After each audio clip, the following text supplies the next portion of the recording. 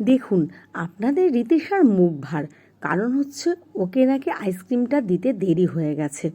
আমার হাতের বানানো আইসক্রিম, এটা ভ্যানিলা ফ্লেভার আর 2 in 1 ভাবে বানানোর চেষ্টা করেছি। ভাইয়ের ছেলেও খেয়ে কিন্তু হেভি খুশি। তো আমি প্রথমে হুইপ ক্রিম নিয়ে নিয়েছি, সেটা ভালো করে বিট করে নিয়ে কনডেন্স মিল্ক দিয়ে দিয়েছি।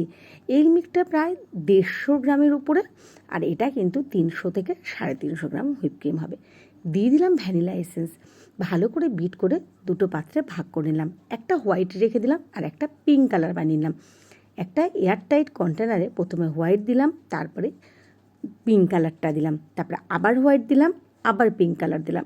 এইভাবে কিন্তু ভালো করে গুছিয়ে নিলাম। প্লাস্টিক দিয়ে ভালো করে এটা আটকিয়ে তারপরে আমি ঢাকনাটা দিয়ে ডিপ ফ্রিজে রেখে দিলাম কিন্তু বেশ 3-4 ঘন্টা। আর এখন কিন্তু আইসক্রিম বের করার সাথে সাথে গলে যাচ্ছে। ভিডিওটা ভালো লাগলে একটা লাইক, কমেন্ট, শেয়ার করে দেবেন।